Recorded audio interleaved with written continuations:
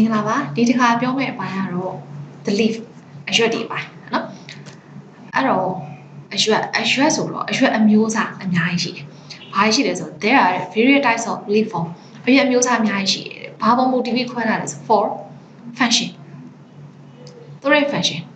သူတို့ရဲ့အလုပ်လုပ်ပုံမူတည်ပြီးတော့ခွဲထားတဲ့အရွက်အမျိုးအစားအများကြီးရှိတယ်။ other than food manufacture အဲ့တော့အရွက်ဆိုတော့အဓိကအလုပ်ကအစိမ်းအောင်ရှိရဆိုတော့အစာချက်ပဲပေါ့။အဲ့တော့ other than ဆိုတာအပြင်နဲ့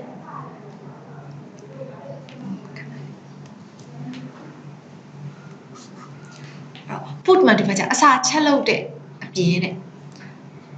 အစာချက်လုပ်တဲ့အလုပ်တွေအခြားသောအလုပ်တွေကိုလုပ်တဲ့အရွက်အမျိုးအစားအများကြီးရှိတယ်တဲ့ they are ဘာတွေလဲဆိုတော့ the cotyledons or seed leaf ဘေးနားမှာသူကအင်္ဂလိပ်လိုနာမည်လေးပါထည့်ပေးတာ seed leaf seed ဆိုတော့အစေ့ leaf ဆိုတော့အရွက်အစေ့ရွက်အဲ့တော့ cotyledons ဆိုတာဘာလဲဆိုတော့အစေ့ရွက်လို့ခေါ်တာနော်အဲ့တော့အစေ့တော့အစေ့ပဲဒါပေမဲ့အရွက်ပုံစံဖြစ်နေတဲ့အစေ့အဲ့တော့အစေ့ရွက်အဲ့တော့ the cotyledons or seed leaves of the seed အစေ့တွေမှာပါတဲ့အစေ့ရွက်တွေနောက်တစ်ခုက scale leaves of various kind scale leaves of various kind scale leaves ဆိုတာခြေကုံပုံသဏ္ဍာန်အရွက်တွေဆိုတော့အရွက်ထူထူတွေပေါ့အစိမ်းအောင်ပေါ့အစာချက်တဲ့အလုပ်ကိုမလုပ်တတ်ဘူးအဲ့အစာချက်တဲ့အလုပ်ကိုမလုပ်တတ်တဲ့အစိမ်းအောင်အရွက်ထူထူတွေရှိတယ်ပြီးရင် breast and floral leaves of the reproductive tissue အဲ့တော့ reproductive tissue ဆိုတာမျိုးပွားတဲ့ပင်စီပိုင်းမျိုးပွားတဲ့ပင်စီပိုင်းဆိုဘာလဲဆိုပန်းပေါ့အဲ့တော့ပန်းထဲမှာပါတဲ့အရွက်တွေနော်အဲ့တော့၄မျိုးရှိမယ် cotyledons or seed leaves ပြီးရင် scale leaves ရဲ့နောက် breast ရဲ့နောက် floral leaves ရဲ့၄မျိုးရှိမယ်ဟုတ်ပြီအဲ့တော့၄မျိုးထဲမှာအရွက်တွေကိုစိတ်ပိုင်းတွေပြန်ခွဲအောင်ပြန်ခွဲတော့အရှိမှလည်းပြောပြီးသားပဲ typical leaf အရွက်တစ်ရွက်မှာစိတ်ပိုင်း၃ခုပါတယ်ဒီမှာပြထားတယ်တစ်နှစ်၃ချက်ပါတယ်အဲ့တော့သူကအရွက်တွေကိုပြမယ်ဆိုတော့ဆန်ထားဖို့တော့အရွက်တွေယူလိုက်ဘာရွက်ကိုယူလဲဆိုတော့ at least hibiscus ဆိုတာခေါင်ရမ်းပင်ရဲ့အရွက်ခေါင်ရမ်းရွက်ကိုယူလိုက်တယ်ခေါင်ရမ်းရွက်က at least for hibiscus ကသိပ္ပံနာမည်အားကြောင့်မြင်ထားရတယ် is that one of the representative ဆိုအပြင်မှာပြောလို့ရှိရင်ကိုယ်စားလှယ်ပေါ့ of a typical leaf အရွက်တစ်ရွက်ရဲ့ကိုယ်စားလှယ်အနေနဲ့တဲ့ခေါင်ရမ်းရွက်ကိုယူလိုက်တယ်ဆိုတော့ခေါင်ရမ်းရွက်ကိုကြည့်ပြီးတော့အရွက်မှာဘာတွေပါလဲဆိုတော့ပြောကြအဲ့တော့ consistent နဲ့ပိုင်းမနာပိုင်းပါလား three main parts အဓိကအပိုင်း3ပိုင်းပါတယ်တဲ့အဲ့တော့ဘာလဲဆိုတော့နံပါတ်1က leaflet or lamina အရွက်ပြားကြီး leaflet လို့ခေါ်တဲ့ lamina လို့ခေါ်တဲ့အရွက်ပြားကြီးပါမယ်သူက this is the expanded ဆိုတာပြန်ကားနေတာ portion of the leaf အရွက်ရဲ့ပြန်ကားနေတဲ့အစိတ်ပိုင်းဖြစ်တယ် it has a network of veins on its veins ဆိုတာအကောင်တွေမှာတရဝါတွေမှာအသိပြန်လို့ရှင်တော့ vein ဆိုတဲ့အရာသွေးကြောတွေပေါ့သွေးပြန်ကြောတွေဒီမှာတော့သွေးပြန်ကြောတွေမဟုတ်ဘူးရွှေကြောတွေရဲ့ network ကွန်ရက်လိုမျိုးရွှေကြောတွေအများကြီးပါတယ် it ဆိုတာ lamina ကိုပြန်ညွှန်းတာနော်အဲ့တော့ lamina ရဲ့မျက်နှာပြင်ပေါ်မှာရွှေကြောတွေအများကြီးပါတယ်ဒါနံပါတ်1 lamina ပါနောက်နံပါတ်2 PTU ဆိုတာရွက်ရဲ့ညာ is the stalk of the leaf အရွက်ရဲ့အညာဖြစ်ပါတယ်and နဲ့ဘာလို့ပြလဲဆိုတော့ connect ဆက်သွယ်ပြီးတယ်ဘာနဲ့ဘာကိုဆက်ပြီးလဲဆိုတော့ lamina အဲ့ဒီအပေါ်မှာပြောခဲ့တဲ့အရွက်ပြားကြီးရဲ့ with the stem PCA ကိုဂျားရဲ့ဆက်သွယ်ပြီးတဲ့အစိတ်ပိုင်းလေးတယ်အဲ့ဒါ PTU ရွက်ညာလေး it is usually ရွက်ညာဆိုတော့သူကဘယ်လိုပုံစံရှိလဲ usually cylindrical ဆိုရှည်မျိုးလေးရှိတယ်ဒါပေမဲ့တဲ့ sometimes တစ်ခါကြာရင်တော့ flat ပြပြကြီးဖြစ်သွားတယ်ဘယ်လိုချိန်မှာပြပြကြီးဖြစ်သွားလဲဆိုတော့အနာဘောမှာပါနေ modify ထူခဲ့သွားတဲ့အခါမှာ तू ကပုံမှန်အနေထားရှိနေမျိုးမနေတော့ဘူးလေ flat time ပြပြကြီးဖြစ်သွားတယ်ဟုတ်ပြီနှစ်ခုရှိပြီတစ်ခုကအရွက်ပြားကြီးဖြစ်တဲ့ lamina ရဲ့နောက်တစ်ခုကရွက်ညာ PTU ရဲ့နောက် stipu ဆိုတာအရွက်ကြားတဲ့တက်လေးနှစ်ခု they are the lateral outgrowth ဘေးဘက်ကထွက်လာတဲ့အတက်လေးနှစ်ခုပါတယ် one on each side of the PTU base ရွက်ညာရဲ့အဆုံးရွက်ညာအရှင်းရဲ့ဘေးတစ်ဖက်တစ်ချက် each side ဘေးတစ်ဖက်ချက်ဘယ်ဘက်မှာတစ်ခုညာဘက်မှာတစ်ခုအဲ့လိုမျိုးနှစ်ခုထွက်လာတယ် lateral outgrowth ဘေးဘက်အတက်လေးနှစ်ခုပါတယ်အဲ့တော့အဲ့ဒီတက်နှစ်ခုဘာလို့ဖို့ရှိနေတာလဲပေါ့ဘာလို့ဖို့ရှိလဲဆိုတော့ the normal function of the stipu တွေရဲ့အဓိကလုပ်ကဘာလို့လဲဆိုတော့ to protect ကာကွယ်ပေးတယ်ဘယ်သူ့ကိုကာကွယ်မှာ the leaf အရွက်ကိုကာကွယ်မှာ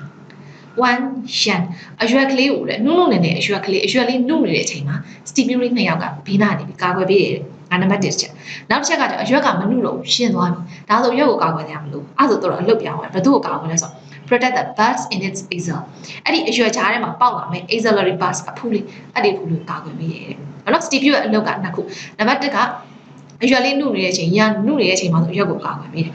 အရွက်ကိုကာကွယ်ကြမလို့ရှိရင် buds ကြားထဲကအဖူးလေးကိုကာကွယ်ပေးတယ်ဟုတ်ပြီအဲ့တော့ stipu ရဲ့အရွက်အစားမျိုးစုံပဲ may vary in shape and size stipu ရဲ့ပုံသဏ္ဍာန်တွေရော size အရွက်အစားတွေရောမျိုးစုံပဲရှိပါတယ်ဟုတ်တော့ဒါအဲ့တော့အရွက်တွေမှာပါတဲ့စိတ်ပိုင်းတွေကြောင့်ပြောတာဟုတ်ပြီအဲ့တော့အရှင်းမှာပြောခဲ့ lamina ပေါ်မှာဘာတွေရှိရလဲ network of veins တွေရှိရနော် network of veins ရွှေကြောတွေအများကြီးရှိပါတယ်ဟုတ်ပြီအဲ့ဒီရွှေကြောတွေကြောင့်သူအကျယ်တွင်းပြောတယ် venation ဆိုတာ is the arrangement of veins on the leaf surface အဲ့ဒီအရွက်ရဲ့မျက်နှာပြင်ပေါ်မှာ veins ရွှေကြောတွေ arrangement ဘလို့စီစဉ်ထားလဲဘလို့ပုံစံနေလဲဆိုတာကို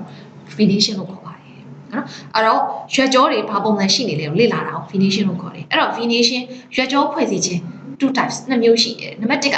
unicaustic or pinnate venation နောက်တစ်ခုက multicaustic or palmate venation နော်ဒါ COS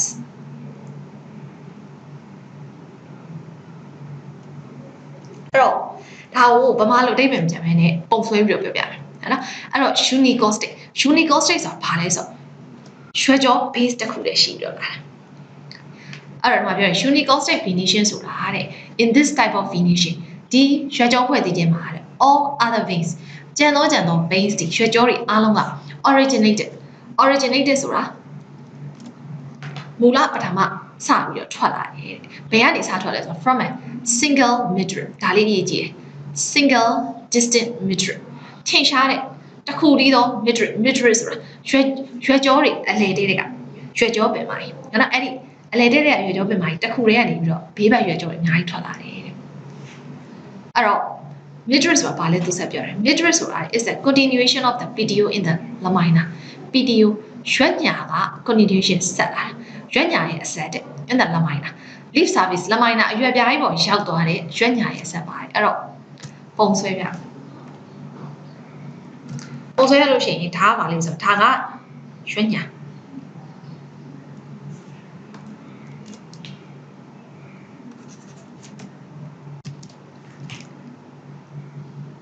အဲ့ဒီကနေဆက်ထွက်လာဒါရွှေညာအဲ့တော့ဒီရွှေညာရဲ့အဆက်ဒီလေပိုင်း midrib ဒီနေရာမှာအရွက်ဖြစ်သွားပြီ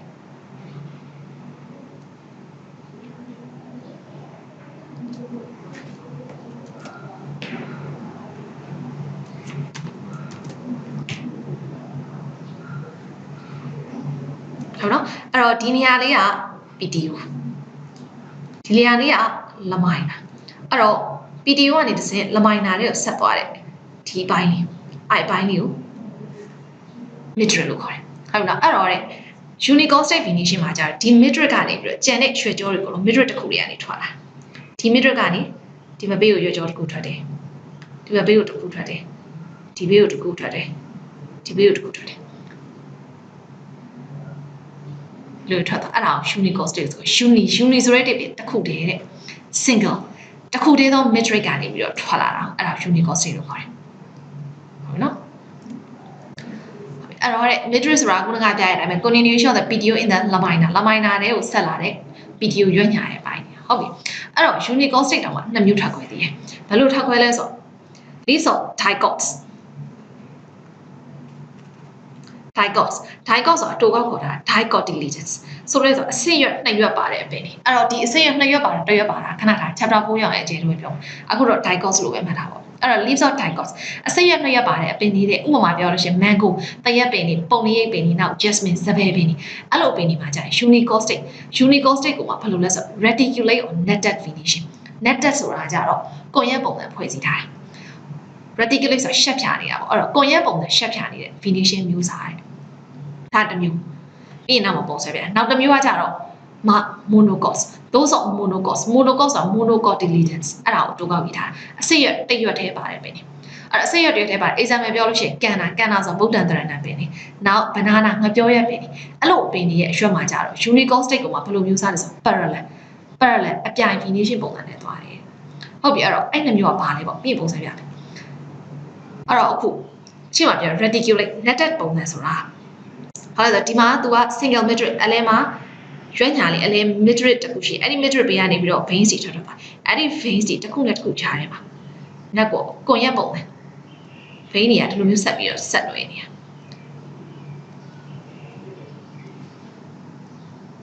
အဲ့လိုဆက်နေတာအဲ့ဒါကို reticulate venation လို့ခေါ်တယ်နော်ဒါက unicaustic မှာ reticulate မျိုးစားနော် ရှက်ဖြာနေတဲ့ကွန်ရက်ပုံစံဖြစ်တဲ့မျိုးစားနောက်တစ်မျိုးဆွဲပြတယ်နောက်တစ်မျိုးကကြတော့ဒီမှာသူက PDU လာတယ်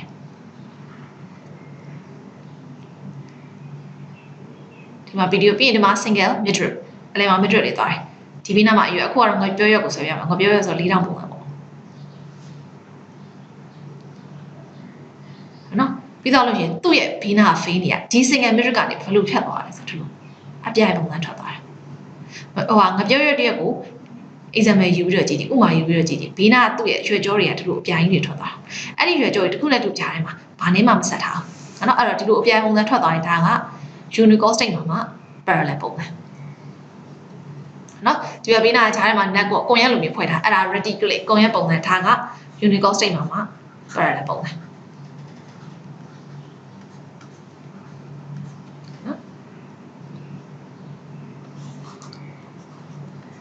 unicostate ဟုတ်ပြီအဲ့တော့ခွဲမှတ်ကမှာဘာလဲဆိုတော့ dicots တွေဆိုလို့ရှိရင်အမြဲတမ်း reticulate netted ပုံစံနဲ့ပဲကွန်ရက်ပုံစံနဲ့ပဲသွားတယ် monocots တွေဆိုလို့ရှိရင်ကျတော့အမြဲတမ်း parallel အပြိုင်ပုံစံနဲ့ပဲသွားတယ်ဟုတ်ပြီနော် unicostate ကနှစ်မျိုးခွဲပါတယ်အဲ့နှစ်ခုက column မှာမိတယ်ဟုတ်ပြီအဲ့တော့ unicostate ပြီးသွားရင်နောက်တစ်ခု multicostate ကကျတော့ဘာလဲဆိုတော့ palmate finishing palmate ဆိုတာဘာလဲဆိုတော့လက်ဖွားပုံစံမျိုးတဲ့ finishing ဘိန်းတွေဖွဲ့စည်းတာအဲ့တော့ဘယ်လိုပုံစံလဲဆိုသူကတဲ့ in this type of finishing ဒီ finishing မှာဆိုပြီး there are 3 or more prominent veins ထင်ရှားရှိနေတဲ့ veins ဘယ်နှခုလောက်ရှိလဲဆို3 or more 3ခုသို့မဟုတ်3ခုထပ်ပိုတဲ့ vein ကြီးတွေအများကြီးရှိအပေါ်မှာတော့ဆိုဘာပဲလဲ single အလေတဲ့မှာရှိတဲ့ single midrib ဒီ single ဒီတစ်ခုတည်းကနေပဲဘေးဘက်က vein တစ်လေးထွက်တာခုကျတော့တစ်ခုတည်းမဟုတ်တော့3 or more အများကြီးပဲအားကြောင့်နာမည်က multi လို့တက်ထားတယ်နော်အဲ့ prominent vein which extend from the lamina base lamina ရဲ့ရင်းကနေပြီးတော့ထွက်လာတဲ့ vein ထင်ရှားနေတဲ့ vein က3ခု4ခုလောက်ရှိတယ်တဲ့ as in the leaves of Urina ကစီနဲ့ရွက် Urina သိပ္ပံနာမည်မလို့မြင်တာရတယ် and ပြီးရင်ပေါင်ချမ်းမင်လိုမျိုးရွက်နော်အဲ့လိုရွက်တွေမှာဆိုလို့ရှိရင်တော့ multicostate ပုံစံရှိဟုတ်ပြီပုံစံလို့ရှိရင်တော့ဘယ်လိုလဲဆိုတော့ဒီမှာတော့ PDU ဒီမှာ PDU ရဲ့ဆုံးပြောင်းလဲဒီဘက်ဘေးမှာအရွက်ပေါ့အဲ့တော့ဟိုမှာဆိုအလဲ single midrib သူကမဟုတ်ဒီဘေးနားကနေဒီမှာ vein ကြီးတစ်ချောင်းမှာ vein ကြီးချပြီးရင်ဒီ vein ကြီးတစ်ချောင်းဒီ lamina ရဲ့ base တစ်ခုကနေပြီးတော့အများကြီးခွဲထွက်သွားတယ်ဒီမှာနောက်ထပ် vein ကြီးတစ်ချောင်း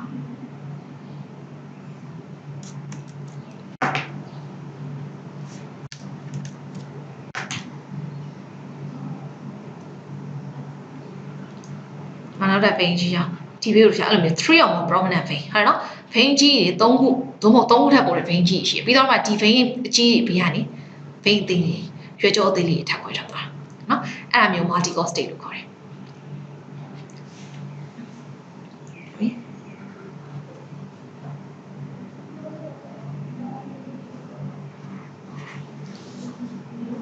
ဟုတ်တယ်ပြလို့ရှိရင်ဒီလိုမျိုးပေါ့ဟိုက3ခုပဲပြဓမ္မကနောက်ထပ်အများကြီးထွက်ခွဲထွက်သွားအဲ့လို multicostate finishing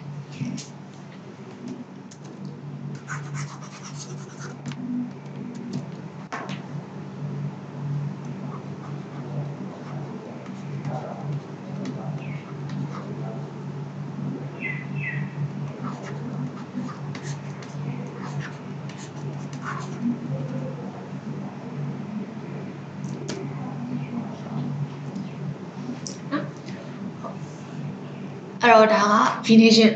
ရွှေကြောဖွဲ့စည်းပုံပဲဟုတ်ပြီပြီးသွားရင်အရှိရလိုပဲပေါ့ရွက်တွေမှာ modify ထူးခဲ့တဲ့ရွက်တွေဘယ်လိုထူးခဲ့တဲ့ရွက်တွေလဲဆိုတော့ stem leaves တွေတချို့ရွက်တွေမှာ have specialized function ထူးခဲ့ထားတဲ့ function ထူးခဲ့ထားတဲ့လုပ်ငန်းတွေရှိရတယ် in addition to their normal ones of photosynthesis အစာချက်လုပ်တဲ့အလုပ်အပြင်တခြားသောထူးခဲ့တဲ့အလုပ်တွေပါလုပ်တတ်တဲ့အရွက်တွေရှိတယ်ဥပမာပြောလို့ရှိရင်ဘာလဲဆိုတော့ name 1ကတော့ false trunk or supporting leaf ရှိတကယ်နဲ့အရွက်ရဲ့အလုပ်က support ထောက်ပံ့ပေးတာမပေါ့ support လုပ်ရတယ်ဆိုတာပင်စီရဲ့လုပ်ဒါပေမဲ့သူကအရွက်ဖြစ်ပေမဲ့ support ပင်စီလိုမျိုး support လုပ်ပြီးထောက်ပံ့ပေးတဲ့လုပ်ကိုအားကြောင့်နာမည်အောင်တက်လိုက်တယ် false trunk ဆိုတာပင်စီလုံးမျိုးပြောတာပင်စီအတူကြီးပေါ့ င်စီအတုအလုပ်နေနဲ့လုပ်ပေးတဲ့အရွက်တွေဘယ်လိုအရွက်တွေလဲဆို banana ငပြောမယ် or other similar but ဒါမှမဟုတ်ငပြောဝင်လို့ခြားသောပင်တွေမှာဆိုရင် the leaf base အရွက်တွေရဲ့အောက်ခြေအရှင်းတွေအရွက်အရှင်းတွေက transform ဘာပုံစံပြောင်းသွားလဲဆို leaf sheet အရွက်အပြားအကြီးဖြစ်သွားတယ်နော်အရွက်အထက်ကြီးဖြစ်သွားတယ်တဲ့ပြီးရင် they are အဲ့ဒီအရွက်တွေကဘယ်လိုပုံစံဖြစ်သွားလဲဆို greatly elongated ရှိလမျိုးကြီးပြီးရင် expanded ပြန်ကားနေ and ပြီး overlap one another တစ်ခုနဲ့တစ်ခုထပ်နေတာထပ်နေတော့ဘယ်လိုဖြစ်သွားလဲဆို to produce a phosphorus တစ်ခုနဲ့တစ်ခုထပ်နေတော့အရွက်တစ်ခုလဲဆိုပါနေမှာတော့အရွက်တွေတစ်ခုပြီးတစ်ခုထပ်နေတော့ထူပြီးဖြစ်သွားပြီး phosphorus ပြည်စီအတူလိုဖြစ်သွားတယ် which is similar အဲ့ဒီ phosphorus similar to the ordinary one ordinary ကပုံမှန်ပြည်စီလိုမျိုးပဲထင်ရတဲ့ပြည်စီအတူပုံစံဖြစ်သွားတယ်ဒီမှာပေးပါရင်ငပြောပဲလို့ပေါ့ဒီပင်လိုဒီဟာတွေကအရွက်တွေပင်စီမဟုတ်အဲ့တော့ငပြောရင်ဒီပင်စီတစ်ခုလုံးอ่ะပင်စီလို့သာထင်ရပင်စီတွေမဟုတ်အဲ့ဒါအရွက်တွေဒီမှာဆိုဒါက leaf sheet တွေနော်အဲ့ leaf sheet တွေတစ်ခုပြီးတစ်ခုဖြစ်တယ်တစ်ခုပြီးတစ်ခုထပ်တယ်ဒီမှာတစ်ခုပြီးရင်ဒီဘေးမှာနောက်တစ်ခုထပ်တယ်ပြီးရင်ဒီဘေးမှာနောက်တစ်ခုထပ်တယ်အဲ့လိုမျိုးတစ်ခုပြီးတစ်ခုထပ်နေတယ်ထပ်ပြီးတော့ပင်စီပုံစံဖြစ်သွားတာပင်စီပုံစံဖြစ်ပြီးတော့ပေါ်အရွက်တွေကိုခန္ဓာကိုယ်တစ်ခုလုံးထောက်ပံ့ပေးတာနော်အဲ့ဒါ phosphorus ပင်စီအတုလို့ခေါ်တယ်ပင်စီလို့ထင်ရတဲ့ဟာနောက်တစ်ခုနောက်ထပ်အရွက်တစ်မျိုးကဘာလဲဆို buoyancy ဆိုတာကြတော့ပြဿနာပါတယ် buoyant ဆိုတာဘောလုံးပေါ်လုပ်ပေးတာနော် by leaf floats float ဆိုတာမျောနေတဲ့အရွက်တွေအဲ့ဒီမျောနေတဲ့အရွက်တွေကစင်အပင်ကိုဘောလုံးပေါ်လုပ်ပေးတာဘယ်လိုပင်လဲဆို in water hyacinth beta ပင်လို့အပင်နေတယ်အင်္ဂလိပ်လိုပဲ water hyacinth ပေါ့ beta ပင်လို့ပင်နေမှာဆိုလို့ရှိရင် the PTU သူတို့ရဲ့ရွက်ညာတွေကပုံမှန်ရွက်ညာဆို cylindrical ရှည်လီမျိုးလေးပဲဖြစ်တော့သူကရှည်လီမျိုးမဟုတ်တော့ solid ဖောင်းနေတယ် and ပြီး spongy ဆိုပွားတာရေမြုပ်ကဲ့သို့ပွားတတ်တာဖြစ်တာဆိုတော့အထဲမှာလေတွေပါတာပေါ့ consisting of numerous air spaces အဲ့ဒီ PTU ခြားမှာ air spaces လေဝင်ခိုလို့ရတဲ့နေရာတွေအများကြီးပါတယ်အဲ့ဒါကြောင့် solid ဖောင်းပြီးတော့ spongy ပွားတတ်တာဖြစ်နေလိမ့်မယ်တဲ့နော်အဲ့တော့တဲ့ the presence of these air spaces အဲ့တော့ဒီလေခိုလို့ရတဲ့လေနေရာတွေပါတဲ့အတွက်ဘာဖြစ်သွားလဲဆိုတော့ make the plants အပင်က lighter ပေါ့တော့ enable them to float on water ရေပေါ်မှာ float မျောသွားလို့ရတယ်ဒီဘက်ပေးရပေးစီအဲ့တော့ဒီမှာတွေ့ရတဲ့အစိမ်းရောင်ဟာတွေရုပ်တရက်ပြင်ဒါအရွက်တွေပေါ့ဒါပေမဲ့အဲ့ဒီရွက်တွေကဒါ PTU တွေပြပြကြီးတွေရုပ်တရက်ဆိုရင် leaf plate ပေါ့အရွက်ပြားကြီးလို့ထင်ဒါမဟုတ်ဒီနေရာတွေကအဲ့ဒါ PTU တွေဖောင်းနေရအဲ့တော့ပြီးရင်အဲ့ဒီအထဲတွေကိုခွဲကြည့်လိုက်လို့ရှိရင် air spaces လေပေါက်လေးတွေအများကြီးပါတယ်အဲ့ဒါအဲ့လေပေါက်တွေမှာလေတွေဝင်ခိုတယ်ဝင်ခိုတော့လေတွေဝင်နေတော့အပင်ကပေါ့သွားပြီးတော့ရှည်ထဲမှာဘောလို့လို့ရတယ်အဲ့တော့ဒီအောက်မှာရှည်နော်အဲ့တော့ဒါပြီးတာပဲမျိုးစားတွေပေါ့ဟုတ်ပြီအဲ့တော့နှစ်မျိုးရှိပြီနော်တစ်မျိုးက phosphorus ပင်စီလိုလုပ်ပေးတဲ့ပင်စီတို့နောက်တစ်ခုကကျတော့ buoyant ဘောလို့ရအောင်လုပ်ပေးဟုတ်ပြီနောက်ထပ်ပင်တွေကကျတော့အသားစားပင်အဲ့ insectivorous အရှိမတစ်ခေါက်ပြောဦးတယ် insectivorous ကိုနောက်တစ်မျိုး carnivorous လို့ခေါ်အဲ့ဒီပင်တွေအသားတွေစားတာအသားတွေစားတယ်တော့ရှင် some plants တချို့တော့ပင်တွေ obtain ရယူတယ်ဘာကိုရယူလဲဆို part of their nitrogenous food သူတို့အတွက်အစာအာဟာရ nitrogen ပါတဲ့အစာအာဟာရတွေလို့တခြားလေတွေရေမြေတွေကဘယ်မှမယူတော့ပဲနဲ့ by catching insect ပုံးွားတွေဖမ်းပြီးတော့စားတာ in various ဘလို့ဖမ်းနေနီလန်းမျိုးစုံနဲ့ဖမ်းနေအပင်တစ်ပင်နဲ့တစ်ပင်ဖမ်းနေပုံစံမတူအဲ့ဒါသူ example ၄ပင်ပြောလိုက်နံပါတ်1က sanju နေနှင်းပေါက်ပဲနှင်းစက်လေးတွေကြာနေသလိုပဲကြည့်လိုက်တော်တော်လှတယ်ပင်နေအဲ့တော့နေနှင်းပေါက်ပင်နေနောက် pitcher plant ရှည်တကောင်းပင်နေရှည်တကောင်းနဲ့တူလို့နောက်တစ်ခု Venus flytrap ဆိုတာလည်းတင်စားထားတာပေါ့အပင်ကအရန်လှတယ်အဲ့တော့ရုပ်တက်ကြည့်လို့ရှိရင် trap ဆိုတာထောင်ချောက် Venus နဲ့သမီးရဲ့ထောင်ချောက်ပဲပေါ့အဲ့တော့နတ်သမီးထောင်ချောက်လို့ဒါမှမလို့ပြောကြတယ်နော်အဲ့တော့ Venus flytrap နောက် bladder wort ဆိုတာရှည်ထဲမှာပေါက်တဲ့အသားစားပင် bladder လိုမျိုးပဲအိတ်လေးတွေပါတယ်အဲ့တော့အိတ်တွေပါတယ်ပဲပေါ့အဲ့တော့၄မျိုးအဲ့၄မျိုးတော့ပထမဆုံးပြောမှာ pitcher plants ရှည်တကောင်းပင်ကိုသိပ္ပံနာမည်က Nepenthes လို့ခေါ်တယ်နော် in the genus Nepenthes ဆိုတဲ့မျိုးစိတ်ထဲမှာပါတယ်ဒီရေတကောင်းပင်မှာဆိုရင် some of the leaves တချို့တော့ရွက်တွေက are modified ထူခဲ့သွားတယ်ဘာဖြစ်ထူခဲ့သွားလဲ into picture ရှည်တကောင်းပုံစံဖြစ်ပြောင်းသွားတယ်အရွက်ကပုံစံပြပြကြီးဖြစ်ရမှာဆိုမပြတော့ရှည်တကောင်းဆိုဘာလဲဆိုအဖုံးပါတယ်အိုးတွေပေါ့နော်အိမ်မှာသုံးတဲ့အဖုံးပါတယ်အိုးတွေအဲ့ဒါရှည်တွေမျိုးပုံစံဖြစ်သွားတယ်ဒီဘက်မှာဒီပုံစံပေါ့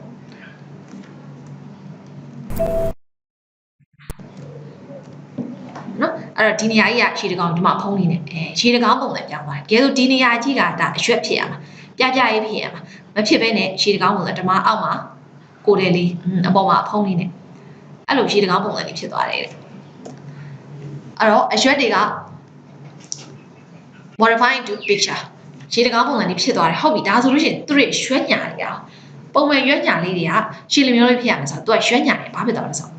which are born on နဲ့အဲ့ဒီအရွှဲတွေက born on ဘယ်ဘောကနေပေါက်ဖွာလာလဲဆိုတော့ long tendril ဆိုတာနှမောင်းပုံစံရှည်လိုမျိုးနဲ့နှမောင်းပုံစံရှိတယ် leaf like PTU အရွှဲလိုရွှဲညာလေးစီကနေဖြစ်လာတယ်ဒီပုံမှာကတော့သူက leaf အရွက်ပုံစံတော့မပေါ်ဘူးဒီရွက်ညာ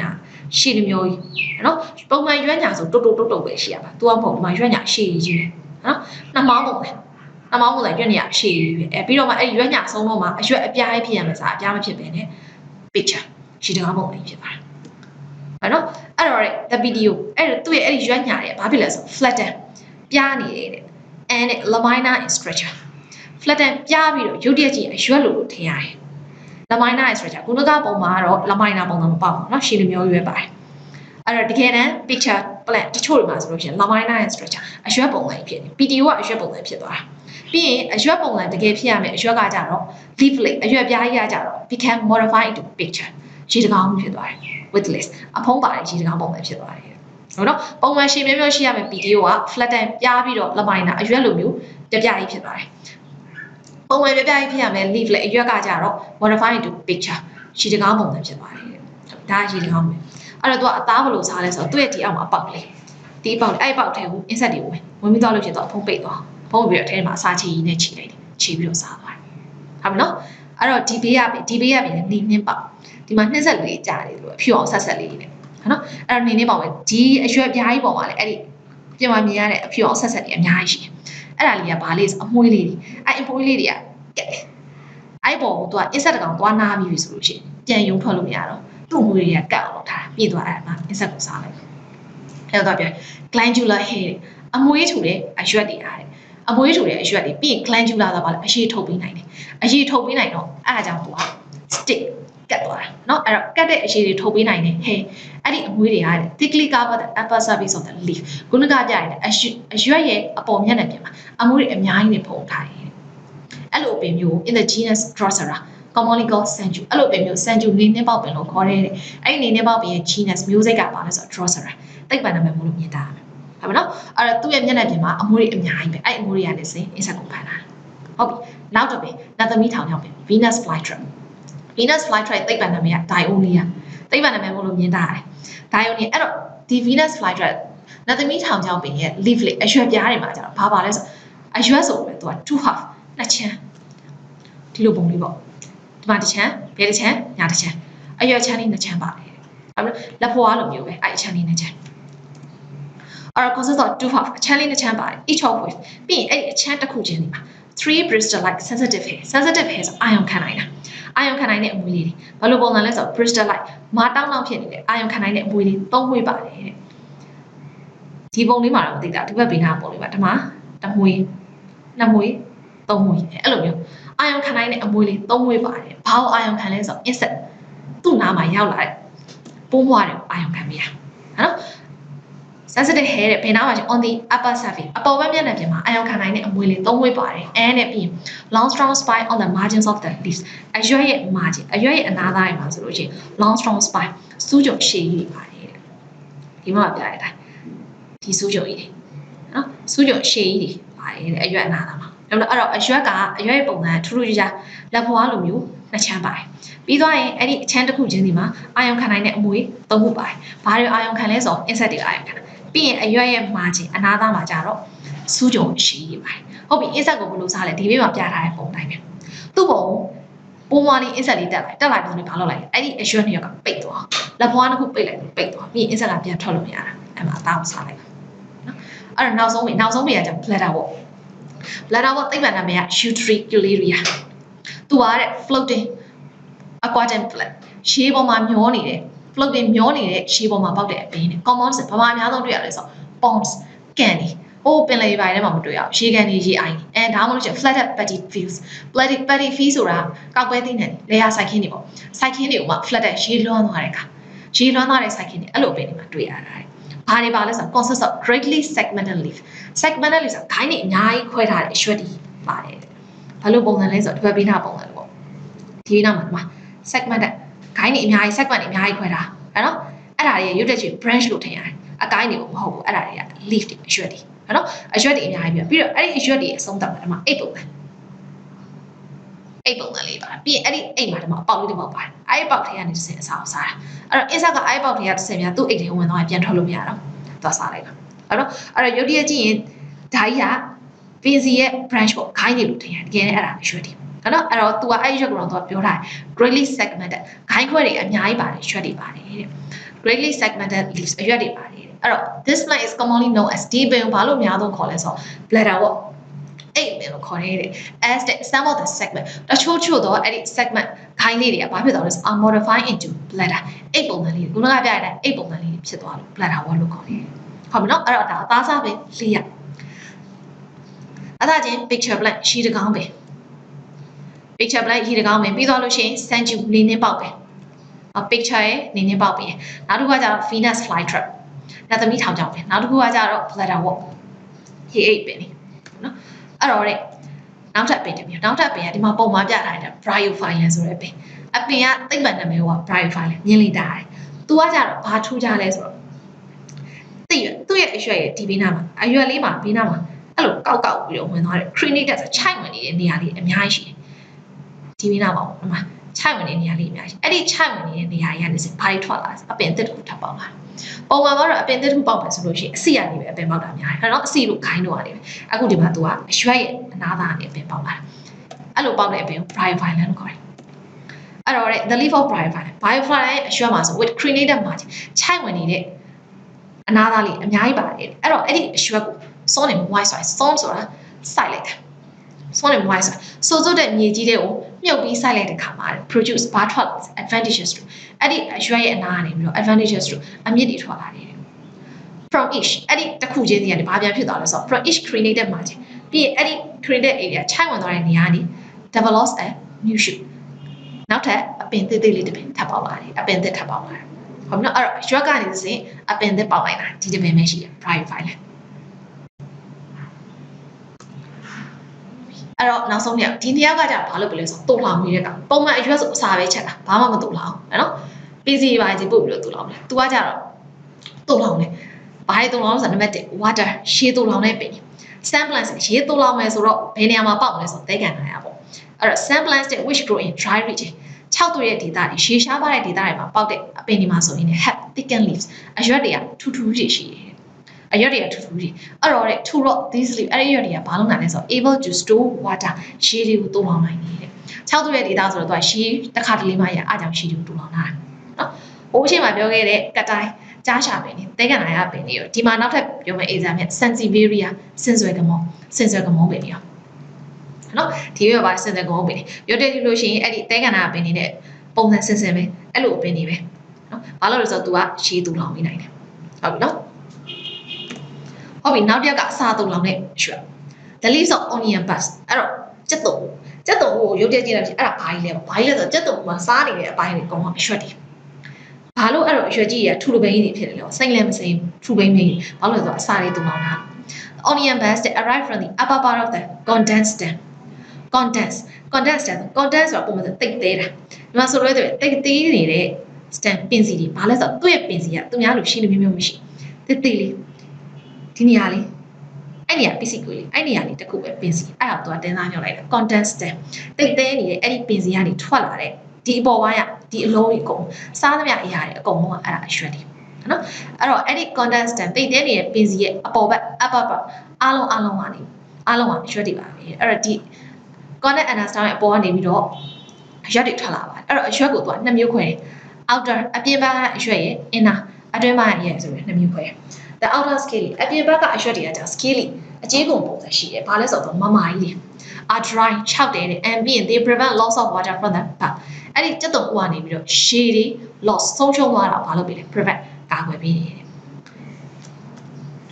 အပြင်ဘက်မှာကြက်တုံခွာလို့ရှိရင်ခွာချလိုက်တဲ့အခွန်တွေပေါ့ကြက်တုံဒီရဲ့အခွန်တွေအဲ့ဒါက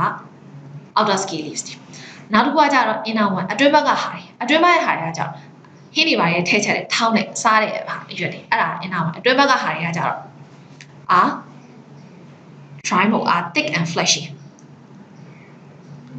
ဒီချိုင်စီthick ထူတယ်တဲ့ပြီးလို့ရှိရင် fleshy အသားလည်းထူတယ်တဲ့ as ဘာလို့လဲဆိုတော့ they store food and water အစာတွေရှိတွေတူလောင်ထားလို့တဲ့ ဟုတ်ပြီဒီတိရတပိုင်းဝိုင်းနေအဲ့ချိန်မှာပဲဒါဆိုသူတို့ကပင်စီချောင်းပြောတယ်အရွက်ကြောင်အမြစ်က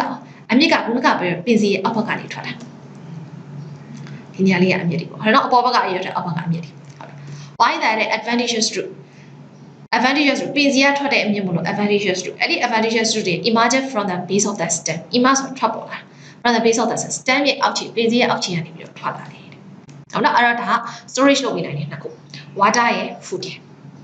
နှစ်ခုဟုတ်ပြီအဲ့တော့အရွက်ရဲ့အဓိကလို့ကဘာလုပ်ပေးလဲဆိုတော့ function of the leaves အရွက်ရဲ့အဓိကလို့က၄ချက် food manufacture အစာရည်တွေတူလောင်နေတယ်အစာတူလောင်တာဘာလို့လဲ manufacture food from carbon dioxide အစာကိုပိုင်ချက်လုပ်တာတူလောင်တာမဟုတ်ချက်လုပ်တာ food manufacture အစာချက်လုပ်တာ manufacture food from carbon dioxide and water carbon dioxide ရဲ့လေထဲရတဲ့ carbon dioxide အမြစ်တွေစုပ်ထားတဲ့ water ရှည်အဲ့နှစ်ခုပေါင်းပြီးတော့အစာချက်ပါအဲ့တော့နှစ်ယောက်နဲ့ရတယ်မရဘူး with the help of chlorophyll သူ့စီမှာရှိတဲ့စိမ်းရောင်ဓာတ်ခံစိမ်းရောင်ထဲတဲ့ရောင်ခြည်လေး chlorophyll ရဲ့ပြီးရင် using radiant energy of the stem လေရောင်ခြည်ရလာတဲ့လေရောင်ခြည်ရလာတဲ့လေစွမ်းအင်၄ခုပေါင်းပြီးတော့เนาะ carbon dioxide ရဲ့ water ရဲ့ chlorophyll ရဲ့ radiant energy ရဲ့လေစွမ်းအင်၄ခုပေါင်းပြီးတော့အစာချက်လုပ်တယ်အဲ့ဒီ process ကြီးကို photosynthesis လို့ခေါ်တယ်ဟုတ်ပြီနော်အဲ့တော့အဓိကလောက်ကရွက်တွေရဲ့အဓိကလောက်အဲ့ဒါ photosynthesis အစာချက်ဟုတ်နောက်တစ်လောက်ဘာလို့လဲဆို exchange of gases gas တွေ exchange ဖလှယ်တာဘာဖလှယ်လဲပေါ့ငယ်တော့စားရမှာကျဲရတယ်လူတွေကအောက်ဆီဂျင်ကိုထုတ်တယ်လူတွေကအောက်ဆီဂျင်ကိုရှူတယ်ကာဗွန်ဒိုက်ဆိုက်ကိုထုတ်တယ်အရွက်တွေကကျတော့ကာဗွန်ဒိုက်ဆိုက်ကိုရှူပြီးတော့အောက်ဆီဂျင်ထုတ်တယ်အဲ့ဒီလိုကိုလုပ်တာ exchange gases gas တွေကိုဖလှယ်မယ်ဘယ် gas တွေလဲဆိုကာဗွန်ဒိုက်အောက်ဆိုက်ရဲ့အောက်ဆီဂျင်ရဲ့ဖလှယ်မှာသူတို့ကကာဗွန်ဒိုက်ဆိုက်ကိုရှူမယ်လူတွေရှူဖို့အောက်ဆီဂျင်ပြန်ထုတ်မယ်အဲ့တော့ဘယ်ကတစ်ဆင့်ဖလှယ်လဲဆို through opening of the leaves အဲ့ဒီအရွက်မှာအပေါက်တွေပါတယ်မြင်တော့မမြင်ရအောင်ပေါ့ဘယ်ဘက်လဲဆိုအရွက်ရဲ့အောက်ခြေမှာအပေါက်တစ်လေးတွေပါတယ် microscope နဲ့ကြည့်မှမြင်ရတဲ့ပေါက်လေးအဲ့ပေါက်လေးနာမည် stomata အဲ့ဒီ stomata တွေကနေစေအောက်ဆီဂျင်တွေထွက်တယ်ကာဗွန်ဒိုက်ဆိုက်တွေဝင်တယ်လို့တော့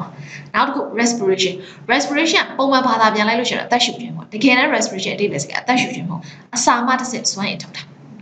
နော်အဲ့တော့သူလည်းဒီမှာပြော converse တဲ့ပြောင်းလဲပြီးတယ်ဘာတွေကိုပြောင်းလဲလဲဆို potential energy store in food အစာတွေထဲမှာတူလောင်ထားတယ်ဆိုမှတော့ငြိမ်းနေတာပေါ့အစာတွေထဲမှာတူလောင်ထားတဲ့အဲ့ဒီ potential energy အတီစွမ်းရည်တွေကိုတဲ့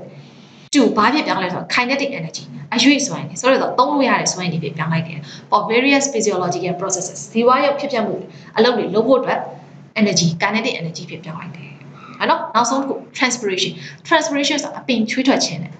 အဲ့တော့ဒါနားလည်လွယ်အောင်ဒီပဲပြန်တော့လူတွေချွေးထွက်တယ်လို့ပဲအပင်တွေလည်းချွေးထွက်တယ် loss of water ခြေတွေဆုံးရှုံးတာဘယ်ကနေဆုံးရှုံးလဲ from the surface of the plant အပင်ရဲ့မျက်နှာပြင်ကနေစိတ်ခြေတွေဆုံးရှုံးအောင်အပင်ချွေးထွက်ခြင်းလို့ခေါ်တယ်နော် transpiration အဲ့တော့၄မျိုးအစချက်မယ်အငွေ့တွေ exchange လုပ်မယ်ပြီးတော့ respiration energy ပြောင်းမယ်ပြီးရင် transpiration ခြေတွေဆုံးရှုံးမယ်ပေါ့